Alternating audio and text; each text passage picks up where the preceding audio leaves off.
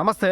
మన రాష్ట్ర deputy CM Pawan Kalyan గారి మీద రాష్ట్రంలో నుండి యువకులు చాలామంది వాళ్ళ సొంత డబ్బులు ఖర్చు పెట్టుకొని వైసీపీ జెండా పట్టుకోకుండా జనసేన పార్టీ జెండా మోసిన తర్వాత రాష్ట్రంలో వీళ్ళు ముగ్గురు పొత్తు పెట్టుకున్నాక అధికారంలో వచ్చినాక పవన్ కళ్యాణ్ గారు ఏ జిల్లాని సరే కార్యకర్తలని నాయకులను గుర్తించి వాళ్ళ తగ్గ పదవులు ఇచ్చాడు అని చెప్పడానికి మన రాష్ట్రంలో ఏ ఒక్కరైనా సరే కార్యకర్త అయినా నాయకుడైనా స్వతంత్రంగా రోడ్ల మీదకి వచ్చి గర్వంగా చెప్పుకునే పరిస్థితిలో ఈరోజు మన రాష్ట్రంలో జన సైనికులు ఉన్నారు.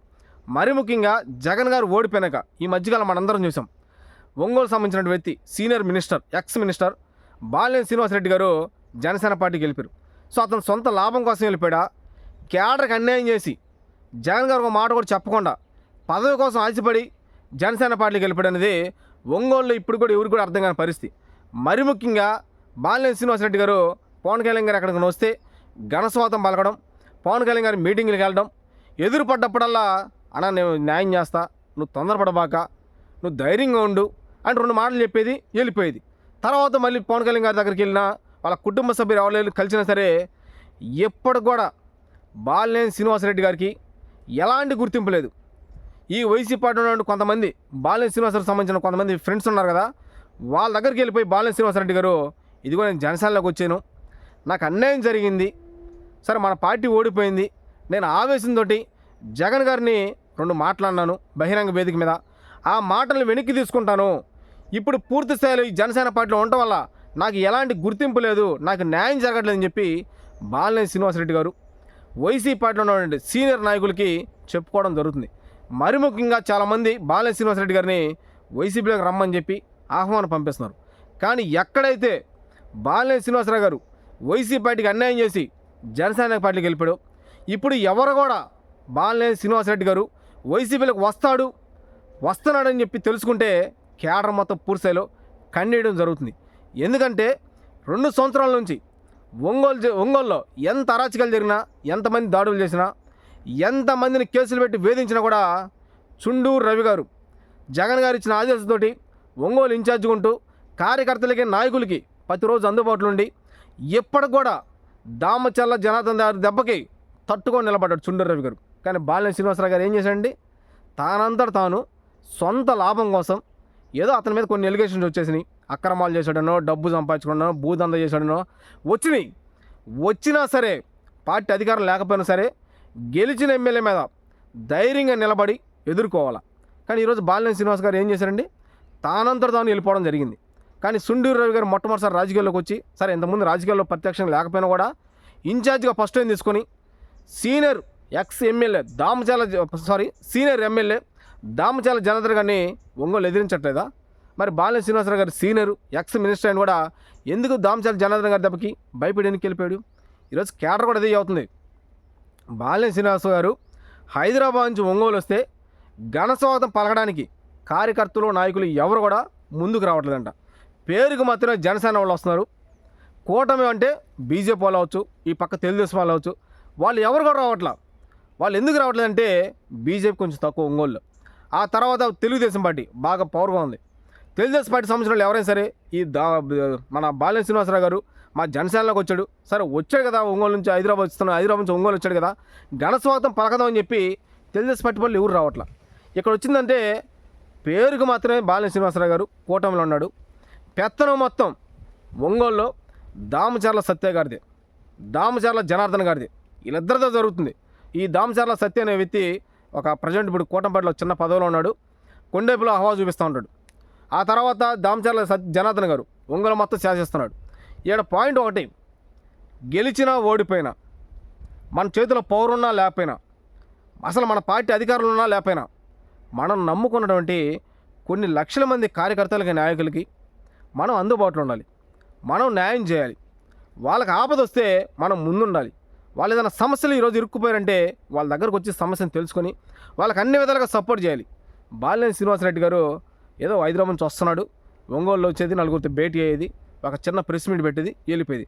నిన్న ఒక ప్రెస్ మీట్ చూసి ఈ మధ్యకాలంలో ఇక తిరుమల లడ్డు గురించి వదిలేయండి, దాని గురించి రోజు సాగదీస్తున్నారు. అసలు దాని గురించి మాట్లాడాలంటేనే నాకే సిగ్గుగా ఉంది. ఇక ఈ లడ్డు వద్దు ఏమొద్దు అని చెప్పి బాలినేని శ్రీనివాసరావు గారు కూటమి పార్టీ వాళ్ళకి డైరెక్టర్ చెప్పడం జరిగింది.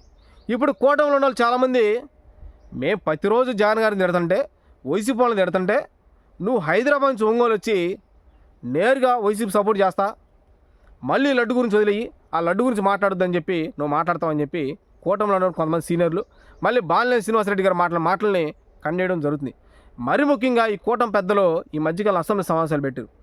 అసెంబ్లీ సమావేశాలు కూడా ప్రతిరోజు తిరుపతి లడ్డే, జంతువుల కొవ్వు గురించి ఇవే మాట్లాడుతారు. ప్రజలకు సంబంధించిన సమస్యల గురించి మాట్లాడతారు. ప్రజలకి ఏమైనా ఉపయోగపడే విధంగా స్పెషల్గా ఏదైనా బడ్జెట్ కేటాయించి ఒక బిల్లు ప్రవేశిస్తారంటే అది లేదు. అసెంబ్లీలు పెట్టిందే జగన్ గారిని తిడతానికి. అసలు వీళ్ళు అసెంబ్లీ సమస్యలకు వచ్చిందే 164 మంది కూటమి పార్టీ ఎమ్మెల్యేలు ఎందుకు వచ్చారంటే జగన్ గారిని తిడతానికి. ఇప్పుడు బయటకు చూస్తే ఈ జనసేన పార్టీలో చేరినటువంటి వ్యక్తులు ఏదో వైసీపీ పార్టీని వదిలేసి వాళ్ళందరికీ అర్థమైపోయింది వీళ్ళు 2 సంవత్సరాల నుంచి లడ్డు తీసుకొస్తున్నారు, ఈ 2 సంవత్సరాల నుంచి మన రాష్ట్రంలో లెక్కర్ స్కామ్ కేసులు తీసుకొస్తున్నారు. ఇప్పుడు బాలినేని శ్రీనివాసరావు గారు ఒకటే అనుకున్నాడు మనసులో, ఒకవేళ నా మీద అలిగేషన్స్ వచ్చేసింది, నేను తెలుసో తెలియక పొరపాటు చేశాను, దేవుడి దగ్గర చేసుంటే ఒకవేళ నాకు తెలియకుండా చేసుంటే జైల్లో పెట్టేదేమో, మహా అయితే అరెస్ట్ చేస్తారేమో, లేదా నా మీద దాడి చేసేవాళ్ళేమో, దీనికి నేను అనవసరంగా జనసేన పార్టీకి వెళ్ళిపోని చెప్పి ఇప్పుడు బాలినేని శ్రీనివాసరావు గారు తానంతా తను మాట్లాడుకోవడం జరుగుతుంది.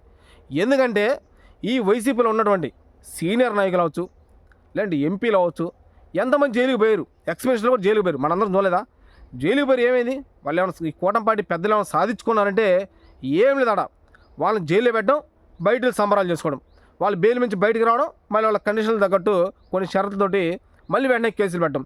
అయినా సరే వైసీపీ పార్టీలో ఉన్నటువంటి ఎక్స్ మినిస్టర్లు అవ్వచ్చు, లేదంటే వైసీపీ పార్టీ ఎమ్మెల్యేలు ఎవరు కూడా కూటమి పార్టీకి తల ఉంచకుండా, కూటమి పార్టీ దగ్గరకు పోయి ఆత్మగౌరవం తాకట్టు పెట్టకుండా ధైర్యంగా నిలబడ్డారు. జైల్లో పోయారు, 2 నెలలు ఉన్నారు, 3 నెలలు ఉన్నారు, 4వ నెల బయటికి రాలేదా? బయటికి వచ్చినప్పుడు జైలు నుంచి ఎవరైతే బయటకు వచ్చారో వాళ్ళందరికీ కొన్ని వేల మంది కార్యకర్తల నాయకులు ఘనస్వాగతం పలకలేదా? ఈరోజు బాలినేని శ్రీనివాసరెడ్డి గారు జనసేనలో పోకుండా రాష్ట్రంలోని కూటమి పార్టీని ఎదిరించి స్థానిక ఎమ్మెల్యే దామచర్ల జనార్దన్ గారికి ఎదురు తిరిగి, ఇదిగో మీ కూటమి పార్టీ ఇలా చేస్తుంది, అధికారంలో రాకముందు ఒక మాట చెప్పింది, అధికారంలోకి వచ్చినాక ఇలా చేస్తుందని చెప్పి పూర్తి స్థాయిలో ఒంగోలు కానీ ఒక గట్టి నాయకుడిగా నిలబడి ఉంటే, ఒకవేళ అధికారం ఉందని చెప్పి దామచర్ల జనార్దన్ గారు బాలినేని శ్రీనివాసరెడ్డి గారు హవా చూపిస్తే ఒకవేళ జైలుకి పోతాడేమో. జైలు పోయిన 2-3 నెలలు బయటకు వస్తారు కదా. 2-3 నెలలు బయటకు వచ్చినాక ఒంగోలు ప్రజలు మొత్తం బాలినేని శ్రీనివాసరెడ్డి గారికి భారీ ఎత్తున ఘనస్వాగతం పలకరా? ఒకప్పుడు బాలినేని శ్రీనివాసరెడ్డి గారికి ఒక మినిస్టర్ పదవి వచ్చినప్పుడు ఒంగోలు వస్తే కొన్ని వేల మంది కార్యకర్తల నాయకులు ఒంగోలు ఎంట్రన్స్ దగ్గర ఘనస్వాగతం పలికారు. కానీ ఈరోజు బాలినేని శ్రీనివాసరెడ్డి గారు వస్తుందంటే ఆయన ఆఫీసులో వచ్చి కూర్చున్న దాకా బాలినేని శ్రీనివాసరావు వచ్చాడని చెప్పి ఆ చుట్టుపక్కల ఉన్న 4 ఇళ్లలో తెలిసేది. ఇప్పుడు ఆ చుట్టుపక్కల 4 ఇళ్లలో తెలుస్తుంది. ఇంతమంది బాలినేని శ్రీనివాసరావు గారు వస్తే ఆ ఒంగోలు మొత్తం మోత మోగేది. ఆయన అధికారం కోల్పోయినప్పుడు కూడా బాలినేని శ్రీనివాసరావు గారు వస్తానంటే ఒంగోలులో అదొక సంబరాలు చేసుకునేవాళ్ళు. కానీ ఇప్పుడు బాలినేని శ్రీనివాసరావు వస్తానంటే అసలు ఆ పేరు ఎవరు పట్టించుకోవట్లా. వస్తున్నాడా? అది వచ్చేలే, ఆయన పైన చూసుకొని వెళ్ళిపోతారులే, ఏదైనా ఉంటే ఒక ప్రెస్ మీట్ పెట్టే మాట చెప్పి వెళ్ళిపోతారు అంటున్నాడు. ఎవరైతే వైసీపీ పార్టీని వదిలిపెట్టి నేరుగా కూటమి పార్టీకి వెళ్ళిపోయారో వాళ్ళకి ఎవరు కూడా మన రాష్ట్రంలో ఈరోజు వాల్యూ లేదు. దయచేసి మీ పొరపాట్లు మీరు తెలుసుకున్నారు కాబట్టి ఇకనైనా సరే జగన్ గారు క్షమాపణ చెప్పి హ్యాపీగా మీ పనులు మీరు చేసుకొని ఇక ఆ పార్టీని నమ్ముకొని అటు వెళ్ళిపోయారు కాబట్టి అటే ఉండండి, మళ్ళీ ఇటు రావద్దు. ఇటు వస్తే మటుకి ఇన్ని సంవత్సరాల పార్టీ కోసం కష్టపడిన వ్యక్తులకి మీ వల్ల మళ్ళీ వీళ్ళకి అన్యాయం జరిగింది. దయచేసి ఎవరు కూడా మళ్ళీ ఇంకా పార్టీ మారొద్దు, హ్యాపీగా మీ పనులు మీరు చేసుకోండి. Thank you.